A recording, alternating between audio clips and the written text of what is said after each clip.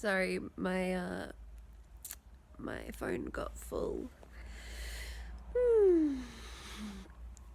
Yeah, so I told the wolf, maybe you should go into another nursery rhyme, like a little, like a nursery rhyme or another story, like Little Red Riding Hood or something like that. And the wolf left, just like that. It was that easy. I was like, yeah, I'm done with you scaring me. Bye. And of course, it wasn't until years and years later that I knew that I was lucid dreaming. So thanks, Mum, for helping me with that one. And my grandfather, who actually passed away 3 days ago now. I had a lot of I have a lot of fun memories about my grandfather. Spent a lot of time with my grandparents, my dad's parents, when I was younger, because they lived in the granny flat next door to us.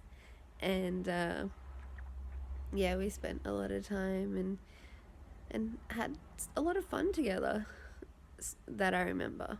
They used to have a farm, and I know that there's this photo of me when I was like maybe 2 or 3, sitting on the steps, just looking out at the farm and enjoying the farm. There's a lot of photos with me around sheep as well, which I love sheep so much. And there's this one photo that has like quite a few sheep around me, and I'm just really small, just like in the middle of them all. I would really love to have sheep on the property that we get one day. I think that would be wonderful. And they're so friendly too.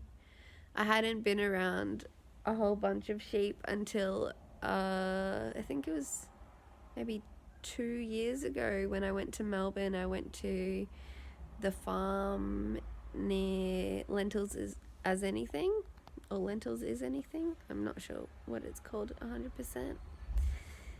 Yeah, so that was really cool. And I really love goats too. However, when we went to visit the goats were really like, they only cared if you had food, whereas the sheep were so friendly and they wanted to be pet. And I just I want to go to another farm. It's been a while. Ah, another memory. Have I told you how I got this scar? And actually, I don't know if you'll be able to see it very well. You could probably see it a little bit.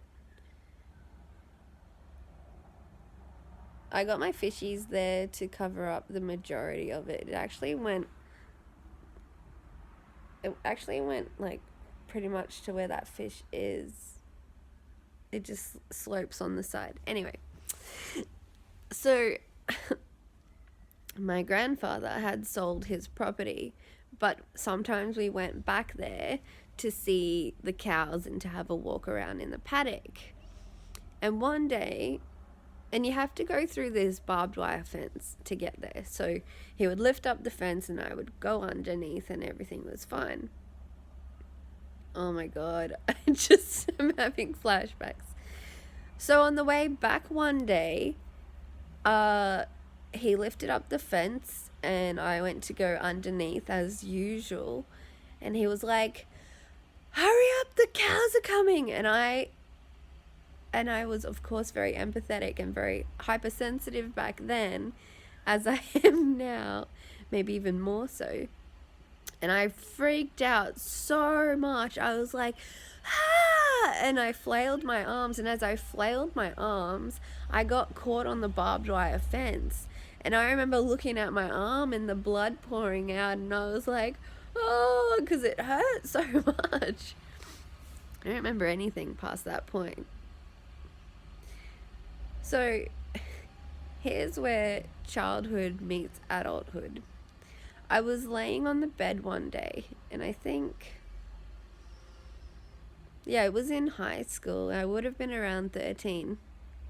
And 13 was when I started experiencing more magic in the world, to to the next layer, which was really interesting.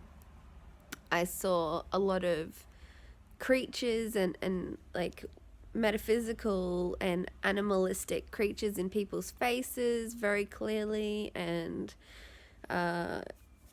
yeah, I saw a lot of metaphysical things.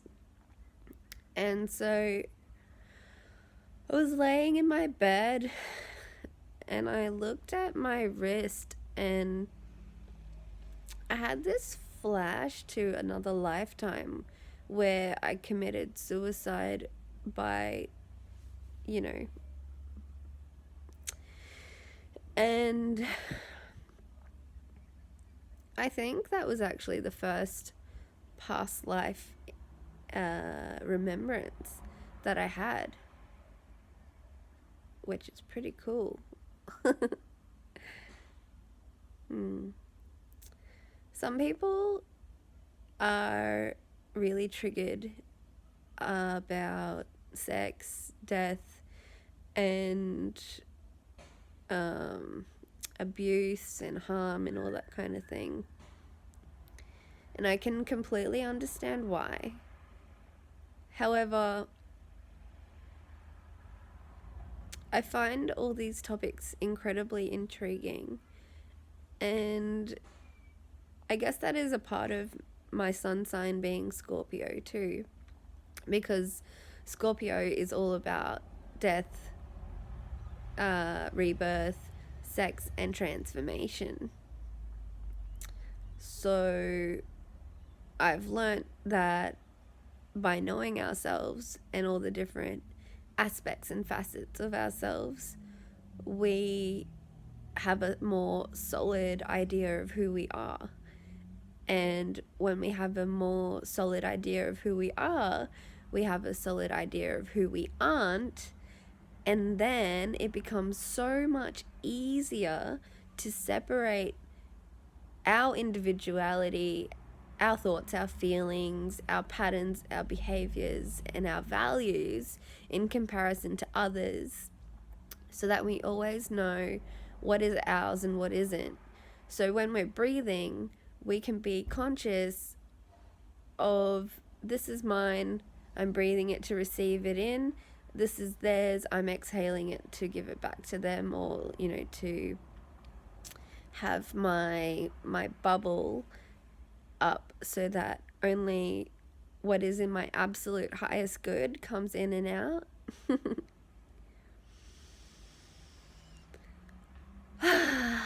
I'm so grateful for this clarity I feel and I'm experiencing right now. And I've learned that, yes, I love writing and I will continue writing. However, I really enjoy video blogs because I get to share what's on my heart and in my mind, and I get to really experience myself on a deeper level, as well as inspiring others just by being who I am. And that to me is such a gift in itself. I really enjoy listening to other people's stories and watching their videos and seeing their art. And I thought, well, if I love this about others, then there'll be others who love this about me too. And so I got the courage to start sharing more of who I am externally, while deepening my understanding of my own self, of the people in my life, of the physical world and the metaphysical world at the same time. And whenever or if ever I feel that I'm forgetting something or that I'd love to remember something, I can always come back to myself through meditation and breath, or I could watch my videos and re-inspire myself and remember things that I may have forgotten. It's kind of like the legacy that we leave to others when we leave this world. And what we experience is so valuable, it is important to share it with others.